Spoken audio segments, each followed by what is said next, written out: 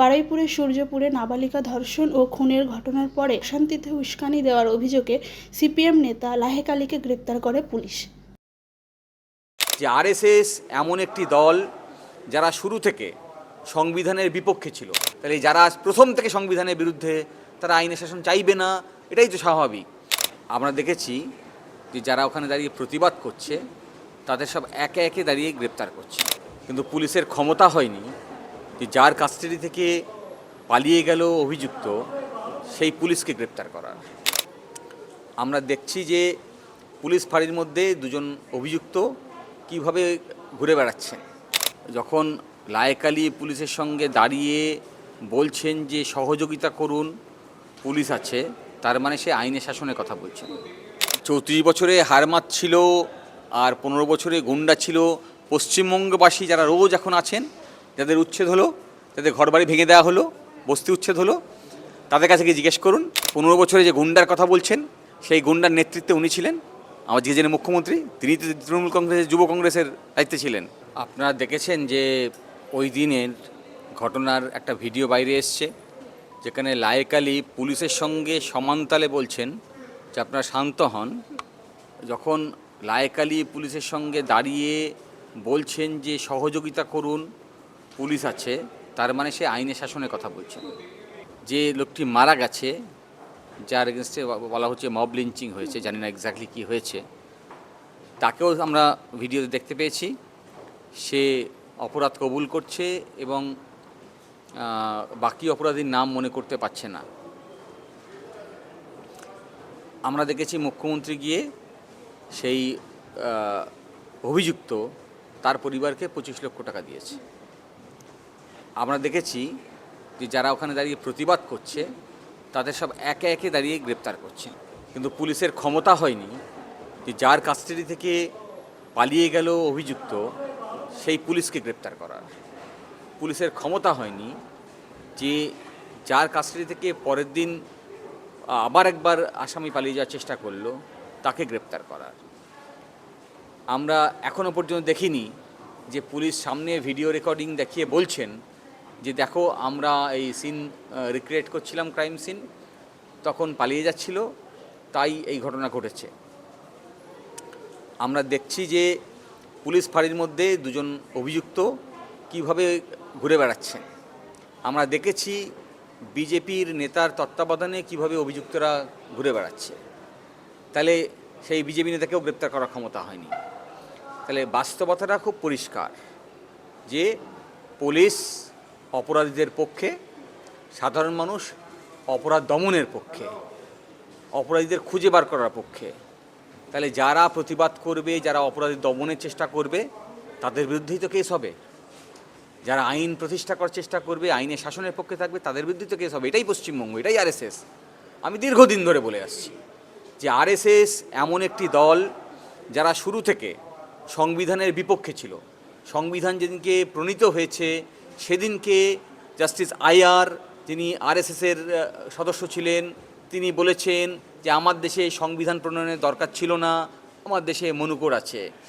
তাহলে যারা প্রথম থেকে সংবিধানের বিরুদ্ধে, তারা আইনের শাসন চাইবে না, এটাই তো স্বাভাবিক। ফলে একটা অরাজকতা তৈরির চেষ্টা করছে। দুর্ভাগ্যের হচ্ছে যে শুভেন্দু অধিকারের নেতৃত্বে সেটা হচ্ছে।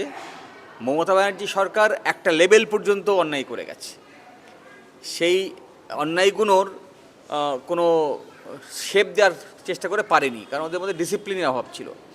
আরএসএস তো ডিসিপ্লিন সংগঠন, তাই শুভেন্দু নেতৃত্বে মমতার কাছ থেকে যা ট্রেনিং নিয়ে এসেছিল, সেই ট্রেনিংটাকে একটা শেপ দেওয়ার চেষ্টা করেছেন।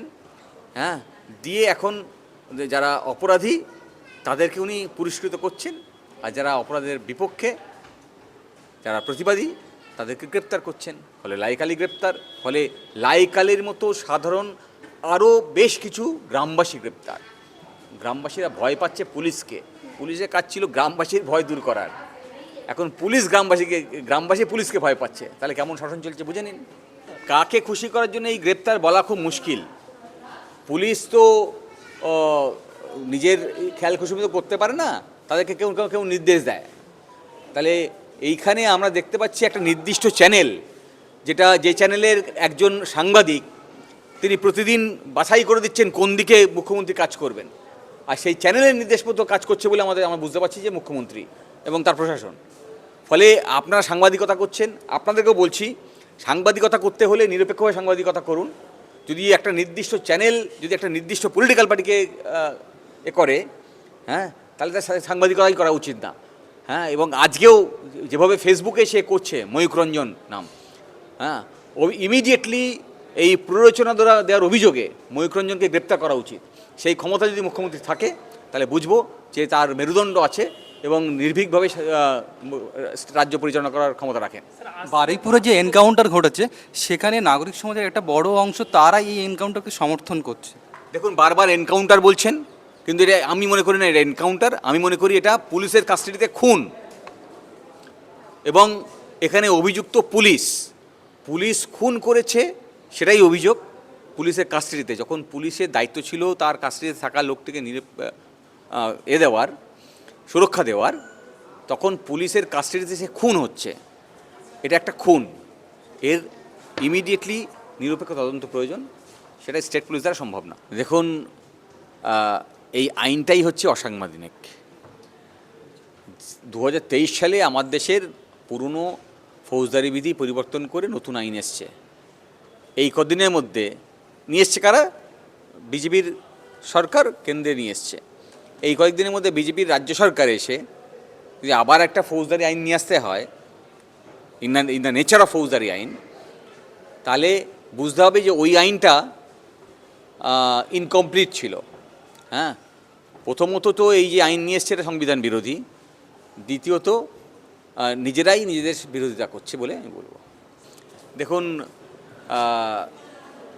ফ্লাইট নামছে কি নামছে না সেগুলো সংক্রান্ত কি রিপোর্ট আছে দেখতে হবে।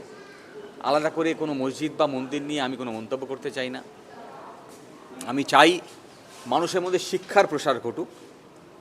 আমি চাই যারা পিছিয়ে পড়া সম্প্রদায় তারা অনেক বেশি শিক্ষিত হোক, কারণ যাদের সঙ্গে আপনি লড়াই করছেন এরা সবাই অশিক্ষিত, আর এরা পদে পদে মিথ্যে কথা বলে, ইতিহাসকে বিকৃতি করছে মিথ্যে কথা দিয়ে।